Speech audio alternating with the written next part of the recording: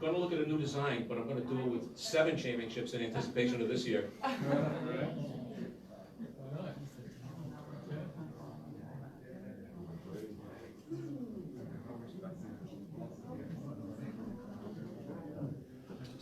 Hello, everyone. Congratulations. Thank you.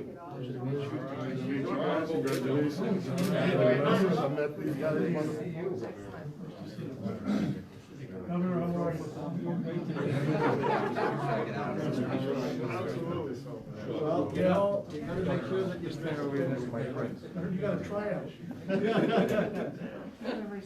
Although I like your sneakers.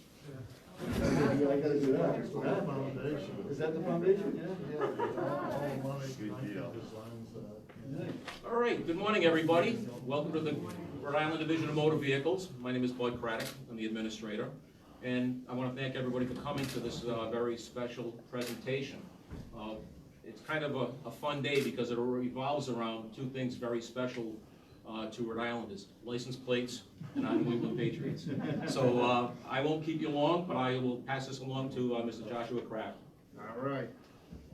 Thank you so much, Bud, and thank you everyone for being here. And most importantly, we want to thank the great citizens and fans of Rhode Island that, in partnership with my dad, my brothers and I, and the New England Patriots Foundation, are able to give back to this great state and the great community-based grassroots nonprofits that keep this community strong and safe and healthy in good times and challenging times. I know we have 3 great organizations that, I know my dad was so thrilled when I mentioned them, when I mentioned the event and mentioned the 3 organizations and what y'all do. He was like, oh, I got one of the many reasons he wanted to be here. And we've been able to do this program for 10 years, and it's been 10 terrific years, and it's just great to be here. So with that, I do want to turn it over before we make the presentations to the chief, my dad, Robert Kraft. Thank you, John. I hope protocol, that's okay. You're doing good there. Excuse me.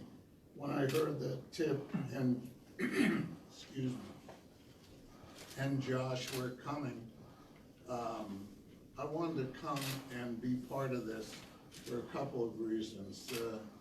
Believe it or not, it was 27 years ago that our family bought the team, and it was the New England Patriots. And oh, thank you.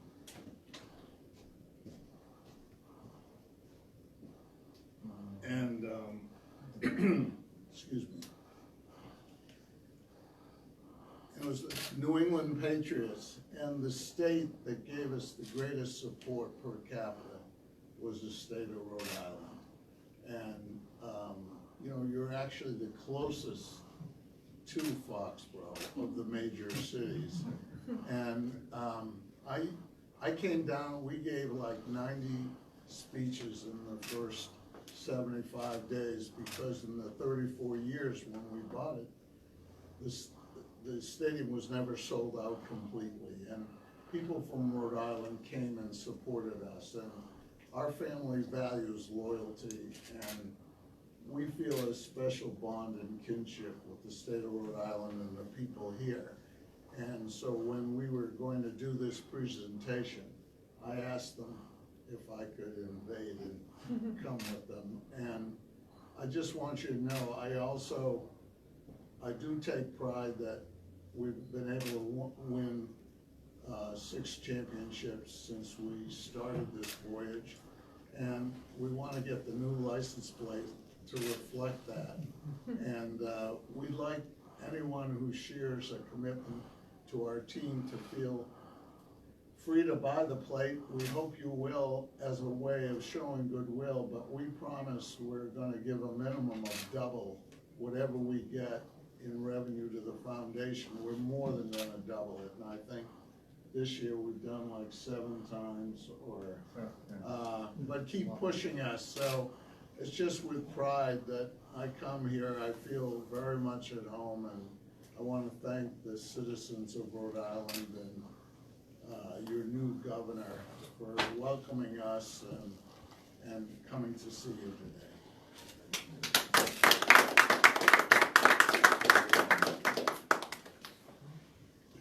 Now I can take the mask. Nothing feels better than taking these. Everybody in this room well knows. Now it's a great privilege, as my dad mentioned, to introduce the Governor of Rhode Island, Dan McKee. Thank you. Thank you. Well, you know, I'm dressed the part today for sure. I like it. And, Did they see the back of it? Yes, okay, you can. How's that? And we were one of those Rhode Islanders that were supporting in the old Gillette Schaefer Stadium, right? It went way back when. And so we lived with the Patriots for years. My dad had season tickets there way back when, before he bought the team. And so we just think that it's just great to see a father-son team coming here into Rhode Island and support great organizations like we Our have. eldest son is over there. Is that? Well, I'll tell you. Well, let's get to it. Right up then. I wish Wish I, out for the check. I wish I had his genetics. But yes, welcome the Kraft right to DMV here. I also want to recognize Bud and the director here and all the staff, the opportunity during the COVID, during this time frame, going above and beyond. Thank you, Bud, and thank you for doing that. And let's get those 6 championship rings on that license plate that we're going to do, or some version of that. So I just want to thank the Kraft family. Thank Bob for being involved and the entire family being involved in Rhode Island. And yes, we're looking forward to a great partnership with you and the New England Patriots. So thank you all for being here, and congratulations to Progresso Latino and the Refugee Center in terms of being recognized like you are today. All right, thank you. That's good. Thank you, Governor. Thanks so much, Governor. And thanks again, as the Governor said, to all the great folks at the RMV, starting with Bud, thank you. And I will say, we had a lot of, it's so important to our family. My dad starts with him that, we got to reach out to everybody in our communities that we are involved in, and especially those that are marginalized or forgot or not giving much hope, and that people tend to just push to the side. And that's what makes our 3 groups today so important and special and so crucial to the Rhode Island community. And I'd like to call up, we've referenced Andre Tippett, NFL Hall of Famer, Patriots Hall of Famer, and this year College Football Hall of Fame from Iowa. Going in. Yes, Tip, come on up for a presentation. And of course, great resource that's to our family for our giving here has been Neil Steinberg and the Rhode Island Foundation. And just from our interactions, he definitely, genuinely cares about what goes on every level in this state. So with that, we want to start with our first $20,000 check to the Rhode Island Free Clinic. And I know some staff, Marie Gonzalez here, they provide free medical care to adults without care and without health insurance. And during this time, we know how crucial that is. Come on, Marie. And Bill Fitzgerald. Thank you. Yes, isn't that great? Thank you. Let's try to grab a spot. Okay.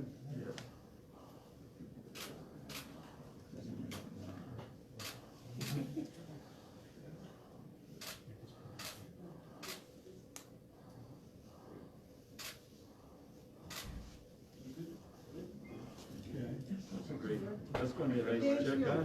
That's a nice one. Thank you, thank you. Yeah. I want to get you out to see the camera. We're going to do that. Absolutely. Thank you very much. Yes. Thank you so much. Thank you. Thank you very much. Yeah. Our second group is Progresso Latino, Mario Bueno. And Liz Goodable from our. Liz our Goodable chair. from the board, the chair of the board. Absolutely. The organization supports programming for all Latinos so that they can thrive socially and economically here in Rhode Island. They do great work. They do great work. Yes. Should I leave it out the shortness? Yes.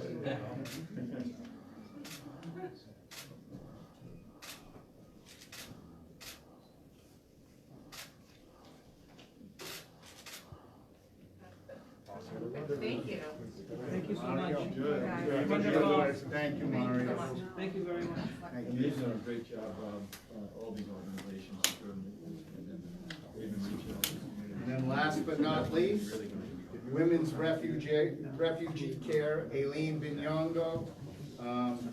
They work with women in the refugee community, develop the resources they need for a great life here in America.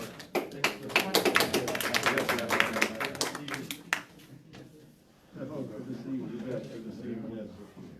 Excellent. Beautiful.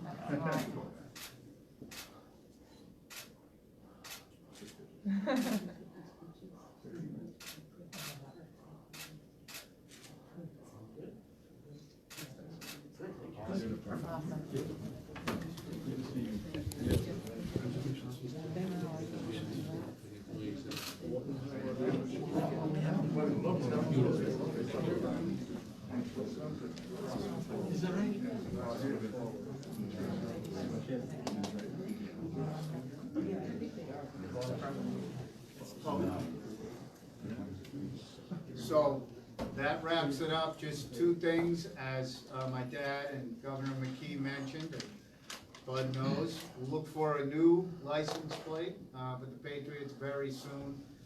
It's gonna be nicer, cooler, and Bud said we should maybe think about the 7-time, but here's the bottom line. You buy that and you're giving back to great people, great communities, and grassroots organizations like that we've honored today, which is so crucial. I hope everyone has a happy Passover and a happy Easter. Thank you all.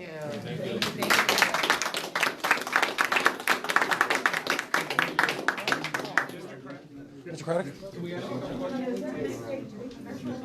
Mr. Craddock? No, Mr. Craddock. Mr. Craddock. Hi, you're live right now. So my name is Pat Ford. I'm with the Outlet Corporate Coalition. Registry question, if you don't mind. Sure. We're getting a lot of reports from folks who dealers' registrations are being tied up at the dealer desk. And my understanding is that under the administration of Mr. Silva, the focus was changed from dealers coming inbound into the registry to traditional runners. You know what? I'm having a hard time hearing you. Can we step in here? Sure, absolutely. I'll take this off so you can hear me All right. better. So, so anyway, we're getting a lot of reports. We've gotten close to a dozen reports from consumers whose dealers are claiming that registrations are getting held up in the dealer desk. And I guess under the Silva administration, under the Silva DMV administration, the focus was moved from it being a inbound, the traditional runners coming into the dealership, into a batch mode where processes were dropped off. So the issue seemed to be, number one, dealers are unaware of when they're going to actually get the plates back. Most critically, the plates appear to be coming back after the 20-day temporary tags. And this presents a number of problems. Obviously, people who have bought cars. Can I address that? Absolutely, please, thank you. Sure. Our average turnaround time, once we receive it from the dealer, is 1 to 3 days. Okay. So they're not being held up here. Okay. We find that many complaints that we get from consumers, that the dealers put blame on the DMV. We had one just the other day that someone was complaining, and it had only been dropped off the day before. Wow, okay. So the DMV is turning business around very, very quickly.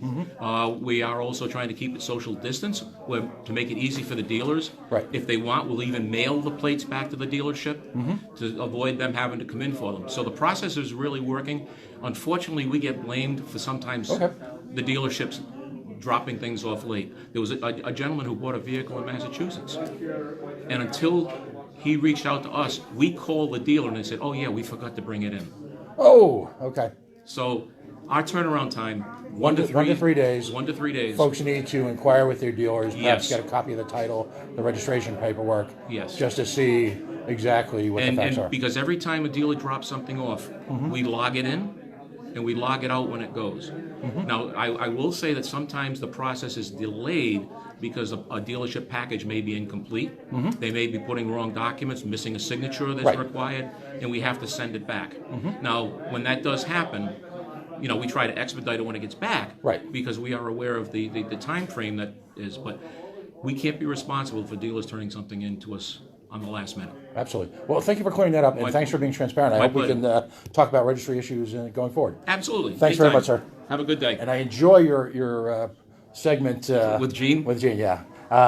You helped me out once. Oh, good. I'm glad. I hope it came out. No, it did. It's kudos to you folks. Thank you. All right, have a great day. Thanks. Hi, Paul Grimaldi from Revenue. Yeah, And who are you? I'm Pat Ford. We've spoken. Oh, okay. Yeah. Sure, sorry. I'm live right now, just so you know that. I don't want you. That's okay. I Yeah. wasn't sure. I'm all set. No, okay, good. No, we've gotten just a of explanation. We've got a bunch of questions, and I'm glad I had the opportunity. Just about the registration the process Yeah. during the COVID, and Right. you know, it's great that they've established a benchmark and a check-in and check-out process. So that clears the air a lot. All right, great. Thank you. Thank you. Yeah, no, Neil was great. Nice meeting you, and hopefully we'll get together. Hopefully we'll stop by.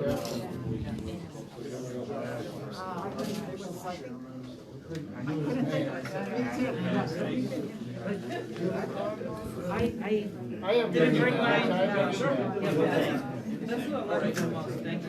And I was gonna give it to Donna, but since you have copies and she doesn't, I gave it to you. Yeah. Very good. Thank you. Hopefully this won't be the first time. Feel free to reach out. Mr. Toolkit. Hi. Oh, sorry. A little bit of a pressure. Hi, my name is Pat Ford. I do a show in town, fairly new, called The Coalition. Just wondered if you could tell me a little bit about your organization. And we follow very closely refugee issues. We've had Dorcas, we've had the folks from Prismon, Mr. Bod. So we follow it very, very closely. So I'd love to learn more about your organization. Could you just give us maybe a 1-minute review on what you guys do, and then I'd love to invite you in the studio and have a conversation so we can promote your organization. Thank you so much. My name is Clement Shabani, and we work with Women's Refugee Care. This is a non-profit organization led by refugees ourselves, because we came in Rhode Island as refugees from the Congo. And what we are doing exactly is supporting refugees when they just arrive here for their transition to become active member of the American society. So we provide services by welcoming them, by giving them direct services, and also being a community liaison between them and the services that they need, especially for kids to be enrolled in school. And we work mostly for women and girls, because we come in a country where there is no right for women, and women are voiceless. So we are promoting the women empowerment here in USA, and to give them a way to become self-sufficient. That's wonderful. What is your website? Our website is www.womensrefugeecare.org. Excellent, excellent. And Thank you. Congratulations on your efforts. Is there a particular part of the world that folks come to you from, or are you open to? We are open. We started with a particular folks coming from the Great Lake region of Africa, but now as we grow, we are open to all refugees coming in US. And you're located in Providence? We are located in Providence, yes. Do you have a facility that folks can come to? Yes, we are located at 570 Broad Street in Providence. Excellent, excellent. Well, congratulations. Thank you so much. Number one, for the money. Number Thank two, you. but it's important that your mission be recognized Thank here you in so Rhode much. Island. It's one of the wonderful parts of being a Rhode Islander is that we've got such an international community. It's hard to think of another part of America which is such a melting pot. So many folks coming in. Thank you so much. All right, congratulations. We appreciate it. Thank and I'd you. love to reach out to you, and I'd love to have you on our network for an hour one night sometime in the next That 2 weeks is to talk great. about Yes. what you do, so folks can, folks can Thank you find a way so to much. contribute. Yes, thank you. All right. Thank you. Congratulations. Thank you. We're gonna sign off for tonight. Maybe not. Hang on a second. Well, that is going to give you benefit of that. That's what I've been saying all along. Supplies coming. So when we build out the capacity, and we up to 160,000 shots per week that we have the capacity for next week. in the state of Rhode Island. So opening it up the way we are, just have people have the patience, tell them to continue to be disciplined in the safety issues that we have to follow, and we're going to get there, and we're going to get there very quickly. I know Rhode Island is ranked like sixth in the second. I know you've praised your approach of pushing out more vaccine. Do you think it also vindicates the health department approach from early on about how they did it? Look, the health department has done a great job, but this has never been about that. But we're phasing into the fact that we need more capacity to get the shots in the arms, and bringing the municipal leaders in the way we have, the way that I have. More than half of our shots are being done at the municipal level. So clearly we've changed the direction in terms of the shots, but that's not to diminish anything that the Department of Health has done to keep the state safe. And we're going to finish it in a way that is going to keep them safe, and we're going to reopen our businesses. We're going to reopen. Are you confident in the web system? Do you have a second for a quick question? Sure. Yeah, we are live now. My name is Pat Ford. I'm with an effort called the Coalition Radio Network. Just first of all, congratulations on today, on all the efforts. Wonderful choice of organizations to support, really boots on the ground type organizations. Folks, you know that this money is going to go directly to the community right away. One of the things I'm fascinated, aside from today's effort, is that the foundation continues to invest a great deal in the arts. It's interesting, we cover the arts community closely, and there's almost an anomaly right now where graduates of RISD who might have traditionally gone to New York or Los Angeles are staying here and are literally taking over the West End. Yeah, great. And again, as you know, when it comes to community development, when you have organic growth like that, where it's natural, where people are coming because they want to be there, it portends great things for small business. What do you have any other events on the horizon or things that you're going to be focusing on in the arts community that you can tell us about? Well, you know, we've been a longtime supporter of the arts because arts are so key to our vibrant community, and Providence especially is not only a destination city to visit in good times, but also a place to live because of our great arts. And arts is broad, as you know. It's creative arts, it's performance arts, it's visual arts. We've got some specific fundings that we do, but we'll just continue to support arts organizations. Events are a little tough now because of COVID, but we look forward. We've done a program for many years called Expansion Arts, which is for arts organizations in minority communities and to get people more involved. So we'll just keep supporting broadly the arts, always willing to talk to organizations, but really to see the growth and to see the long-term positive impact it has on the community. Yeah, what I'm particularly fascinated in is not just the funding for large arts organizations, which people see, but the amount of grant money you've directed to individual artists. Have you seen a lot of success from that? Yeah, I mean, a lot of it was COVID related. It was to support artists in need. Most of them go through, they don't go direct necessarily from us, they go through an organization. But, you know, in order to have art, you got to have the artist. That's being the obvious. And so we have very experienced, well-known, nationally known in some case, artists here. And then we have the graduates of RISD and other schools, and then we have just people who are creative. And so we want to support that whole spectrum of the starting new creative artists and those artists that really are here and make it a special place. Excellent. Well, thank you. Congratulations again. Thanks. Thank you. We're going to sign off for tonight. I'm hoping that at one point we can get Mr. Steinberg to come in remotely. We have a studio on the north side of Providence, but we're set up for remote, and we'll have to dive really, do a deep dive into it. Send me an email. Great. Thank you very much, sir. We're going to sign off for today. It's kind of a real fascinating look at politics in the state, the politics of grant giving, the politics, if you will, of a governor who's, regardless of where he goes or what the element is, he continues to face questions about COVID leadership. We are the Coalition, loud and proud, outrage point free, as always, civilly disobedient media. We'll be on the air live tonight, coalitionradionetwork.com. And please like us in all the usual spaces. Thank you very, very much.